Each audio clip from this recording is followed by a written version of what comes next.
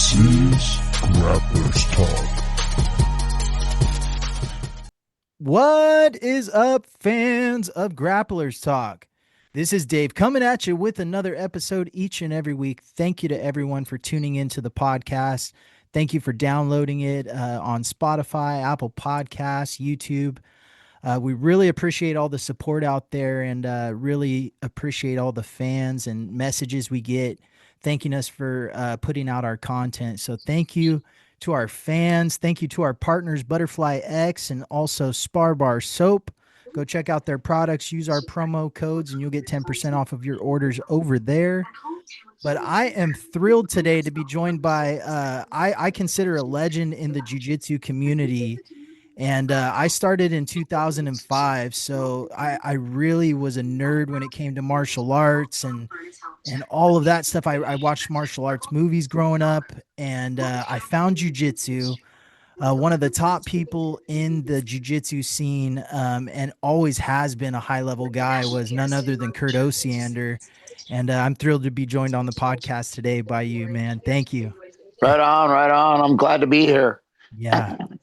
Yeah, so I'm thrilled. I know it's been publicized out there. There's been documentaries made about you, but I just want you to talk to the fans of Grapplers Talk and how you got started in jiu-jitsu and what it was like back then, because I know it was a lot different when I started, which was a long time ago, but you started way before that. So I want to kind of get your take on it and how it was back then. I started like pre-93, so it was before the first UFC started. And yeah, class was a lot different. It was like 2 to 3 hours long. And there was no timer, and the half would just, say switch like after a half hour, and you'd switch partners and stuff like that. But the class structure was totally different. It was definitely not for like hobbyists. Yeah. Yeah, it was definitely the tough people survived back then, right? Pretty much. It was a join at your own risk, and the strong will survive, right? And everyone had to sign the waiver. That was the most important thing, right? Sign the waiver, make sure we're good, and then if we ever see you again. That's always the first protocol, right? It's like you walk in, you want to do jiu-jitsu, you better sign the waiver. Yeah. Now, I have a question for you. You see a lot of these schools nowadays, and it's no secret that this generation is a lot softer than previous ones, and things have gotten, easier to do, and they seem like it's a lot different. How was it building a gym or building a team at that time? I mean, obviously there's a lot of people that aren't going to stick around just because they're not tough enough or injuries may happen. Was it tough to build a good solid group around you guys? It took a while, but once you have your core group, that they're always there, and then a lot of people saw that we were really strong together and everything, and so they want to be part of it. And to this day, I still want to do that. It's just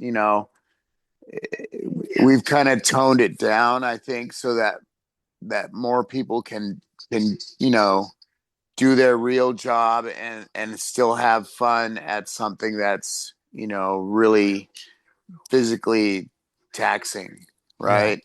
So, because if you're not having fun, then why are you doing it? And I always had fun, and my idea of fun is a little bit it's a little bit harder than most people, but I find that fun, Yeah. So, and then eventually, things started to change and evolve and de-evolve and stuff like that, and so you have like classes that are not as long and not as rigorous, but the guys that do want to excel, they push themselves, and so there's always going to be guys that want to go further and harder, and be, better. So, and then everybody's got their own goals personally, right? Yeah. So you have to pick out the ones that want that, and then the ones that don't want that, and stuff like that. Yeah, no, that's very true. I mean, you hear that saying nowadays, jujitsu's for everybody, but when it first got adopted into the States, it really wasn't for everybody at first. Nah, I mean, it was really tough in the beginning days, and it still is a tough sport and everything, and but not everybody's willing to sacrifice as much as I did. So Yeah, you have to realize that every individual is an individual and has their own goals. yeah. No, that's My very, my goal is to make sure that you're getting quality instruction, and that no matter how long it takes you, you're gonna be good, or I'll kill you. Now, you were an instructor at Half Gracie headquarters for many, many years. Now, over that time that you were there, did you ever find it like where it became monotonous a little bit, or kind of just over and over? No, I love what I do. So, and that's kind of like important. So, I mean, I was given like 5 classes a day. I'd get up at 4 in the morning, and then I still teach at Ralph Gracie headquarters on Saturdays in the morning. But yeah, I'm used to doing like 3 to 5 classes a day, and that's what I do. Yeah. So a lot of people, they they I don't even have my own academy, so I'm used to doing that. And then a lot of people have their own academies and stuff like that, and they kind of suffer burnout and don't want to teach all the classes and don't want to be there all day, and that's on them. Like I don't have like if I'm not at the academy, I'm over here at my house doing chores. Yeah. So, you know, if you're a homeowner, you know what I'm talking about. So, because there's just always something to do at your house. And so, as much jujitsu as I can do, I will, because otherwise, I'm out here sawing trees down, laying bricks, painting, whatever you can imagine. It's just going to be my time is absorbed with home improvements. Oh yeah. I know how it is, brother. But you go back with Caesar and Half many, many years. What was it like training with such a high level practitioner like Half, and being under his regime for such a long time?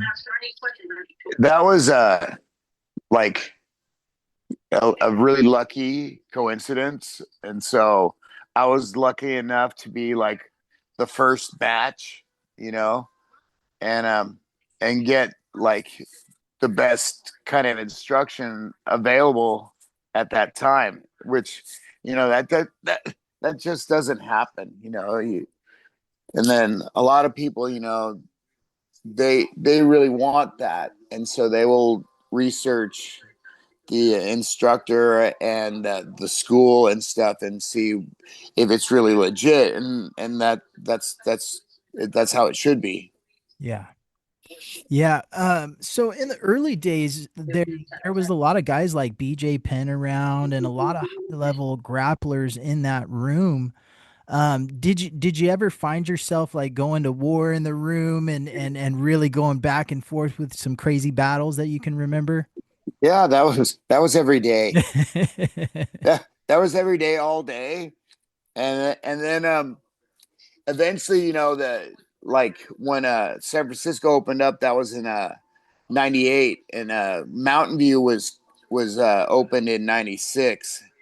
And so I used to drive all the way down to Mountain View after I did construction all day and train. And then eventually San Francisco opened up in 98. And then I just spent my days at the academy, starting to build a team from scratch, with all brand new white belts, and some guys had, experience at other sports, and some had done wrestling, some had done some boxing, some had done, other martial arts and stuff like that. So, I mean, eventually, you either get some people who are athletically have athletic ability, or they become athletic through the training, and Yeah. so I had I was very lucky to have a lot of really good guys that went on to win a lot of championships and do well at MMA, and I did well at MMA, and you know had a really good like a really good stable where we were our own worst enemies. Yeah. Yeah, that can be the case sometimes, you know. Sometimes people's fighting their own battles, but it's about how you recover sometimes. And speaking of some battles, you can't go into jujitsu not expecting that it's going to take a toll on your body. It definitely, if you've been in it long enough, you've had some sort of surgery. How do you, number one, how do you avoid getting seriously injured in jujitsu if you can? Is there a training method or an idea that you can do to avoid major injuries? um like after all this time, I don't take my own advice, but I totally tell my guys, like, hey, if you're tired and you're not feeling it, take some time off, take a day off. If you're suffering from burnout, take a few days off. It's no big deal. You're not losing anything. Also, like, for like injuries and stuff, we were raised different. So like if we were sitting against the wall, Half would be like, "Are you injured or are you hurt?" He's all, "Or are you guys pussies?" And we'd go, "We're not fucking pussies." And of course, and we'd jump back in there, right? And so that was like super old school. That's Yeah. super old school mentality and everything. And now my guys are like, "Oh, I hurt this, I hurt that." I'm like, "Well, okay, so you're hurt, so sit out or train a certain way, and there's plenty more training coming in the Yeah. future, right?" So you don't there's not that much of a, how can I say, of an urgency to train, because it's quality training, not Yeah. not quantity, right? And so my guys are like, "Why didn't you take your advice?" And I'm like, "It was different back then, okay? It was way different." Yeah.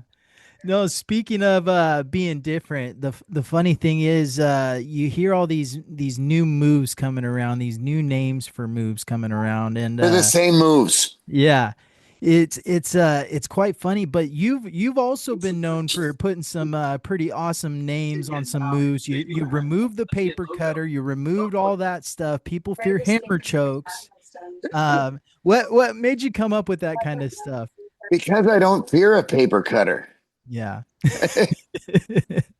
I mean, when I was little, I feared them. I did cut my thumb off and everything, but not all the way, just the tip of it, But I think that that's like an individual thing. Also, I think that instructors will, depending on who the instructor is, they'll give it a cool name, or a name that they think is cool, right? And Yeah. and they're like, "Have you ever seen this position?" And my guys will show it to me. And I'm like, "Yeah, I've been doing it since I was like, when I was like 37." And they're like, "Wow, that was a fucking long time ago." I'm like, "Fuck yeah, it was." Yeah. So, but it's basically like, what's cool about jujitsu, it's very much like a fungus, and it just mutates, and then it mutates, and it rolls back around, and things will come into fashion, and all of a sudden this position's hot or that position's cool, and you know, and that's what keeps it really fresh for me. I'm always like, really, like, I show the guys some stuff, and then I go, "Okay, and now I'm gonna watch you mutate it." And they're like, "What do you mean?" I'm all, "Because you're gonna take my information, and you're gonna add your own, you know slang to it, or whatever you want to Yeah. call it." and then I'm going to steal it back. Yeah, it's funny when you show somebody something, they actually do it a little bit better or add their own little flair to it, and you have to take it back. Yep. And I'm like, why did you start grabbing things like that? And they're like, I don't know. It just felt better this way than the other way.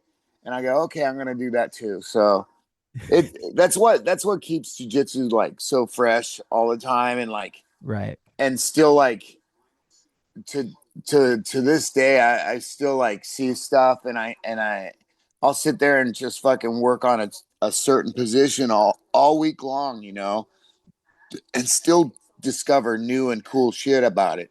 Right. So everyone that trains jujitsu, at least from when I started, was always watching YouTube and trying to come up with the secret sauce or trying to find some new moves out there. And you were very famous and still are for coming up with the move of the week. And I do gotta say, I use many of those move of the weeks, and they really helped me out tremendously. But how did you develop the series?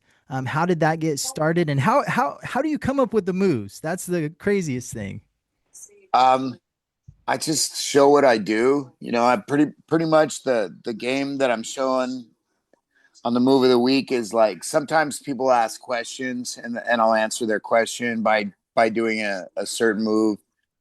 Um, all the stuff that I do is like I think that is very effective and works really well and will work in your gi or without your gi. And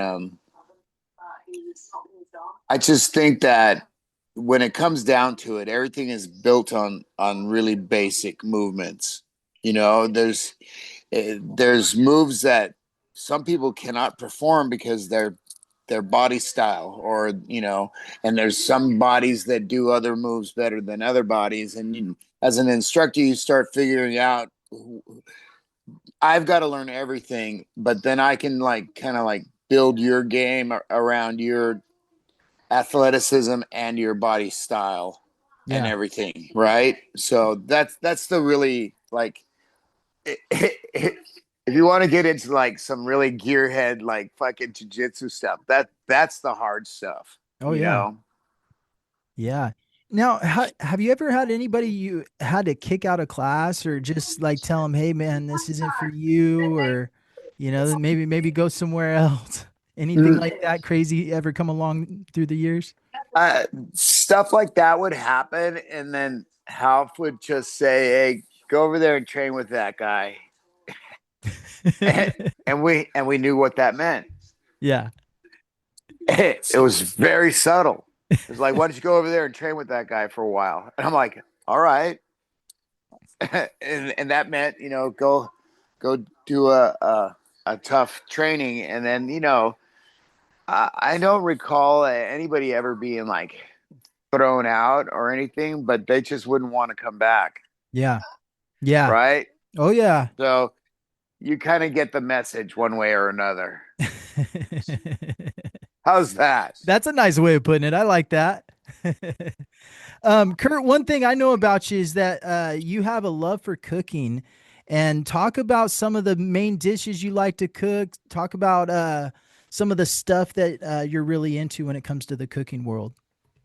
Um, it's just like I like all the food that restaurants offer and everything, but I'm not willing to go there and pay their prices. And so I started like cooking just here at home. And then if you're gonna like cook something specific for just the night, that's great and everything. But then I started like kind of getting into like, okay, well, what can I make tonight and have it for like lunch the rest of the week? And so I started doing like meal prep stuff. It's really easy, whether you want to fire up the grill or if you want to do it in the oven or if you're going to do it on in a pan on top of the stove and everything like that. So I really like doing like I really like pasta, but I don't make it that much.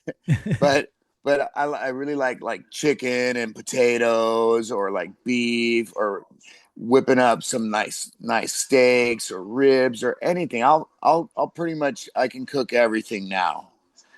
And that's kind of what I'm kind of like concentrating on now lately, is like getting good at cooking, because it's really fun, and it's kind of like jiu-jitsu. If you follow these 5 moves, then you Right.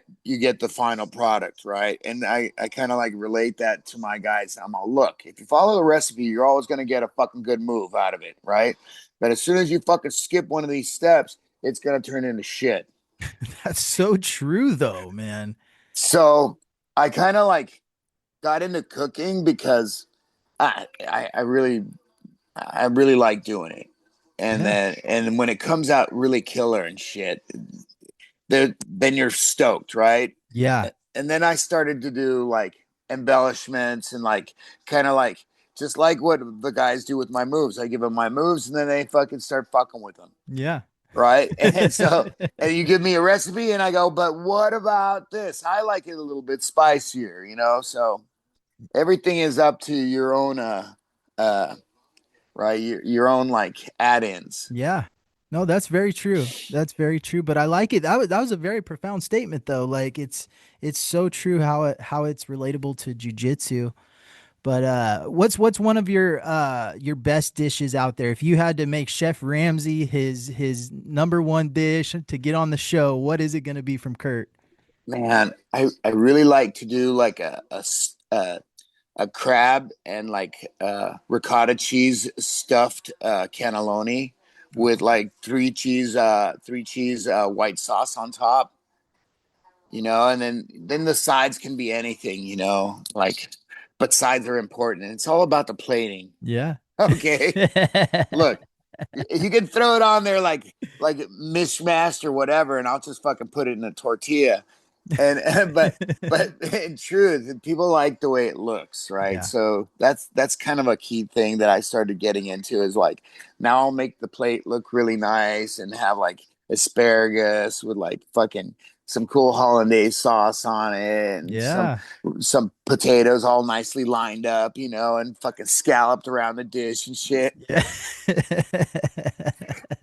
But it's fun, you know, and then, you know, it's good. It only looks good for a moment, and then, you know, everybody fucking dives in, but it makes it more appealing, right? It definitely does. There's a reason fine dining is what it is. There's a reason people go and pay the prices for fine dining, because it looks nice, it seems nice, it tastes good. It's But the you're paying for the ambiance. yeah, yeah, you're paying for the show, really. Yeah, So, Kurt, I do have to ask you, did you get to watch this year's CJI? yeah. What was your take on everything? I finally figured out everything that these guys are doing, and it's nothing like it took me a while, but I'm like, what are these guys fucking doing? And and I'm like, and why are these guys passing their guard like that? It doesn't make any sense, because the way they're passing, they are allowing the guy to invert and go into leg Yes. entanglements. The only guy that I liked the way he was passing was like the young kid Chen, right? Yes, Joseph Chen. Joseph Chen would pass pressure and keep his hips down and stay on his knees, or stay really with his knees behind his hips, and what's his name, the old guy, Braga, Yeah. right, Um, what's his name, let me Vander. Wagner Rocha. Yeah, That's yeah, Wagner Wagner. Wagner Rocha. He.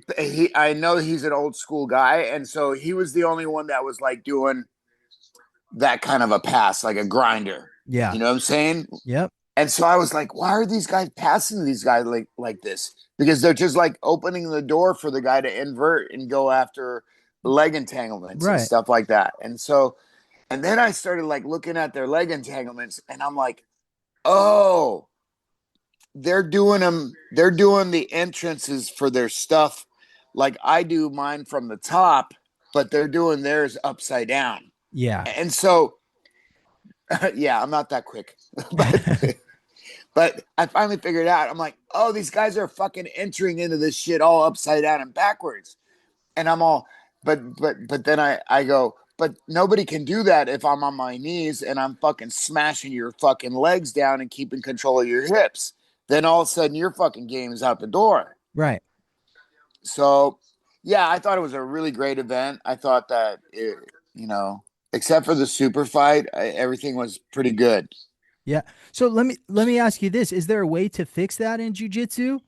Is there like a system that everyone needs to be doing to be passing the correct way? How come we're doing this? I don't know. I think that's what they're used to because they're pretty much all like keyless guys, and so that they're hoping they can slide through or kind of like do a hop over or something like that. But I don't lift up for anything. You could ask any of my guys. I'm like, I don't teach Yeah. them to.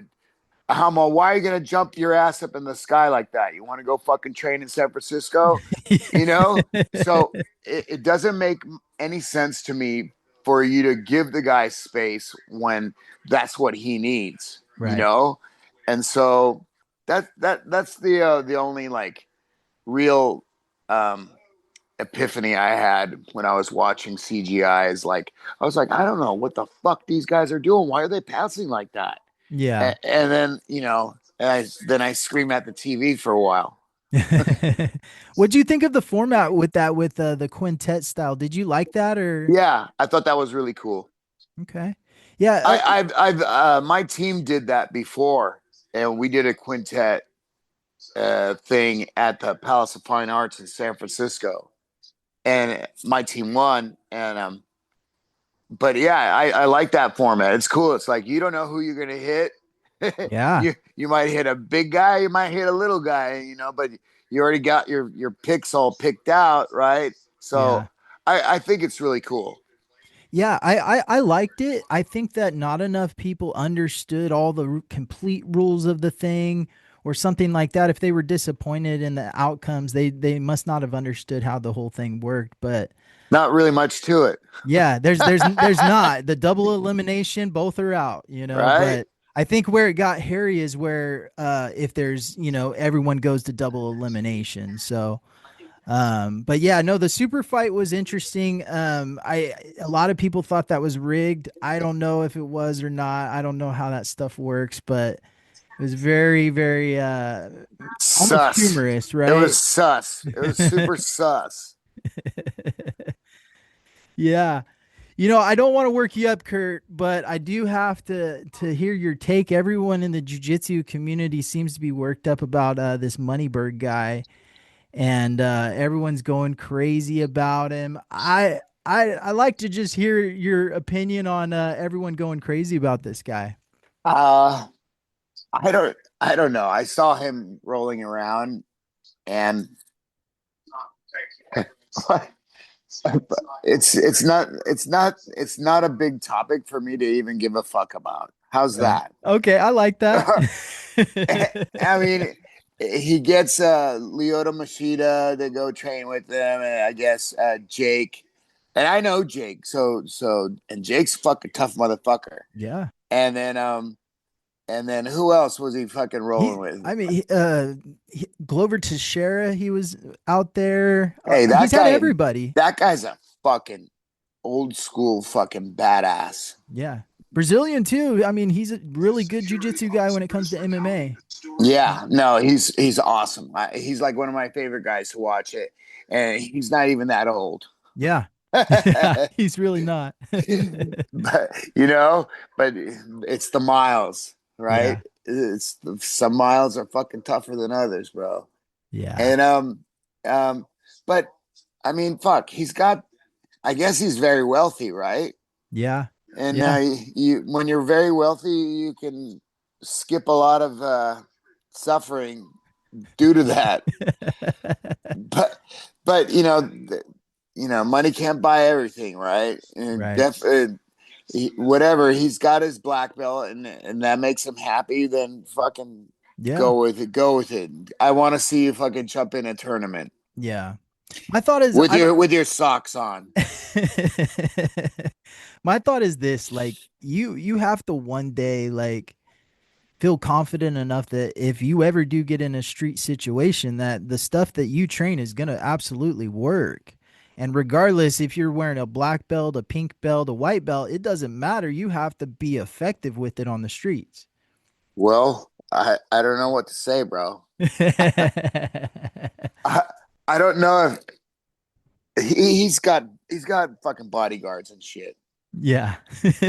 right? I mean, I was asking about him all. Who the fuck is this guy anyway? And they're like, you don't know who he is? I'm all, no, I never fucking heard of him. All I can tell you is that he didn't do that toe hold right, and he doesn't have very much coordination. And then they showed him doing stand up, and I was like, Jesus Christ! It's like fucking well, whatever. So Yeah. I'll change the topic a little bit. I don't want to get you too worked up about this guy. I know it's not really too it's big of a not deal it's here. not a big deal.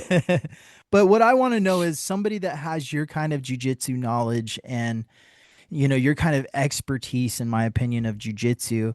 How have you been able to retain it all over the years, and maintain it? Is there notes that you take? Is there a Bible that you have that you write everything in, or whatever? It's all in the onboard computer. Yeah. Sometimes they're like, "What do you do in this situation?" And I'll go and I'll start like staring off into the sky, and they're like, "What are you doing?" And I'm going through all my stuff, and they're like, "What does it look like?" And I'm all, "It's like a long piece of film," and then I roll through it, and then I go, "Oh, that's it," and then I'll recall it, But no, I mean, I have a couple books of like stuff that I wrote down when I went to Brazil and stuff like that, and Yeah. it looks like hieroglyphics with like it's kind of like hieroglyphics with math, and then it looks like a dance manual, you know, because there's like footsteps, and then it shows the guy. It shows like a dash dash dash, and then hand grabbing something and shit like that. Yeah. But No the one would only be able to decipher it. no, it's good. They're gonna go, what a fucking madman. That's what they're gonna say. They're gonna go, I think he was plotting to take over the world.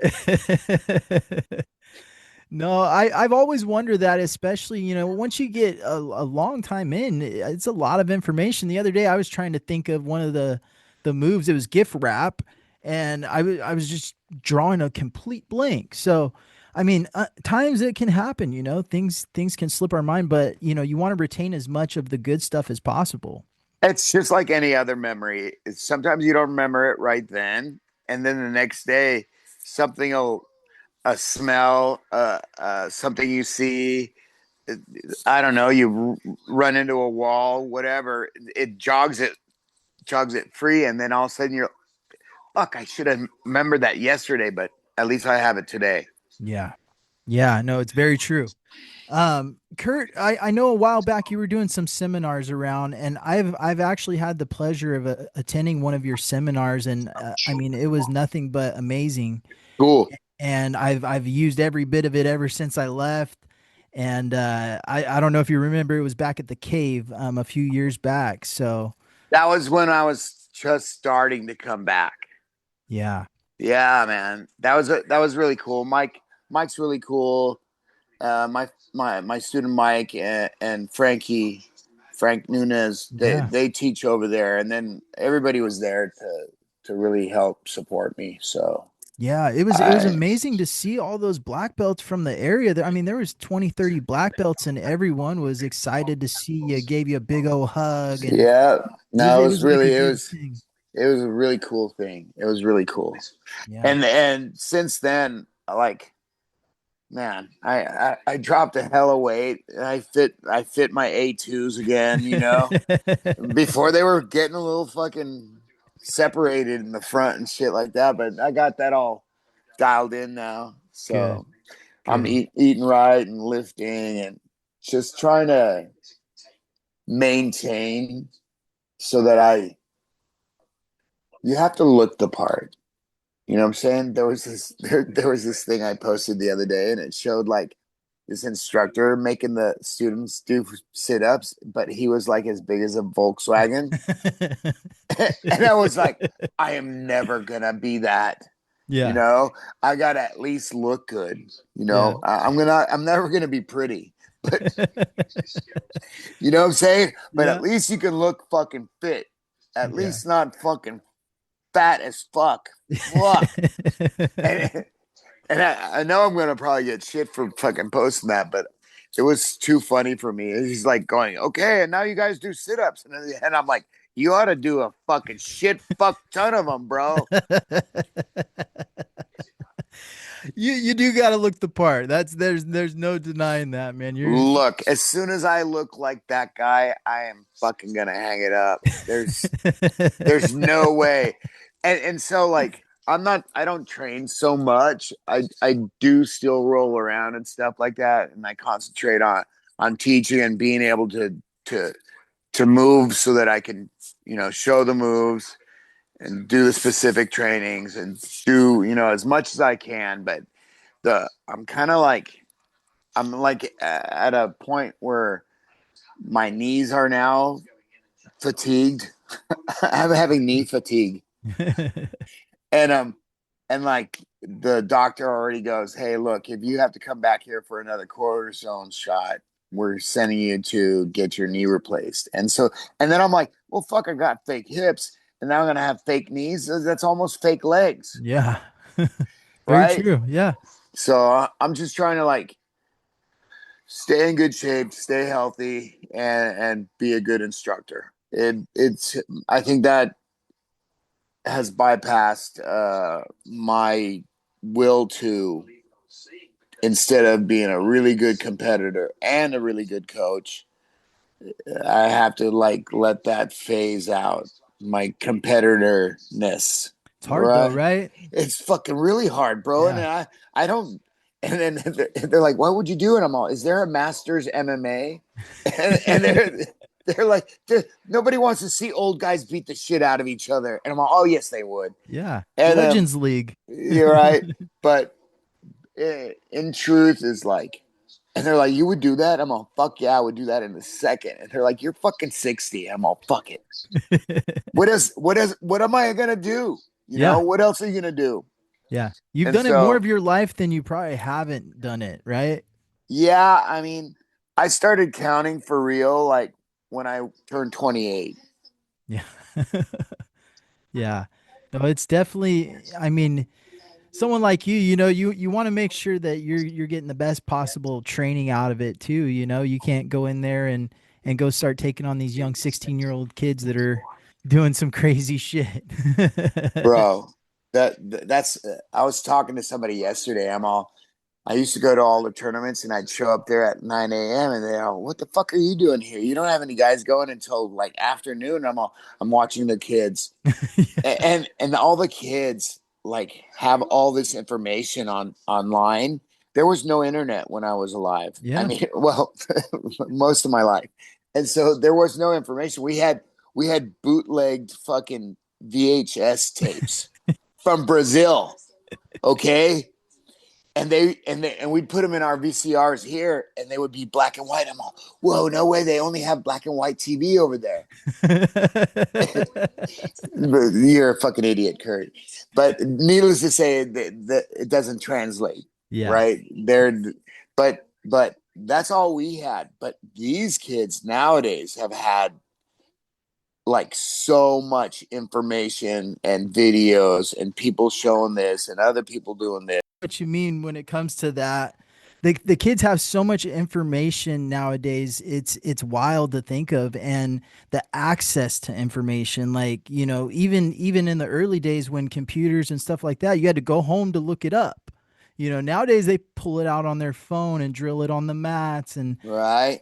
I mean, but it's amazing how great kids are getting at jujitsu and the progress that jujitsu is just taking as a whole. If you're a fan of it, like, and seeing where it's going, and now the UFC being involved, and there's kind of a outlet for those guys that didn't go the MMA route or didn't make it in the MMA route. They could Well, still get to the they don't UFC. like to get punched in the face. Yeah, there's a So lot of jujitsu guys out there like that. and now there's ways to make money doing no gi, right? No gi submission, kind of venues that are paying fucking good money, Yeah. right? I mean, Jake Shields, he was telling me that he was all, "Fuck fighting, Kurt." He goes, I get just as much money just to do a fucking grappling match. I'm all, Yeah. fuck yeah. I'm all, exactly. But he did both, you know, and he excels at everything. But that was something that he said to me. He goes, fuck fighting, Kurt. They're paying me just as much just to do a grappling match. I'm all, fuck yeah, bro. Yeah. Get your money. Yeah. You deserve it. Kurt, in closing, man, I just want to say thank you again for taking the time out of your busy day to be a part of this. And, I just want to give you time if you have any messages for the listeners out there or anything that you want to get out there, but feel free. The floor is yours. Just thank my sponsors, Show Your Roll, Armbar Soap Company, my lovely girlfriend, Stephanie, and Bauer Fiend knee guards. Who else do I got? I don't have too many. I'm doing some stuff for Peptide Systems. And they're local. They're in Sacramento. So if you want to get some peptides, Peptide Systems, and you can use KO15 as your code and get a discount. And that's about it, man. You have any seminars or anything lined up in the future? Nothing yet, man. If anybody wants me, all you got to do is reach out to me via Facebook or Instagram and tell me you want me at your place, and I'll come out there. Yeah. And one thing I do just gotta say is Kurt's level of jiu-jitsu is so high level, you will get a ton of information out of it.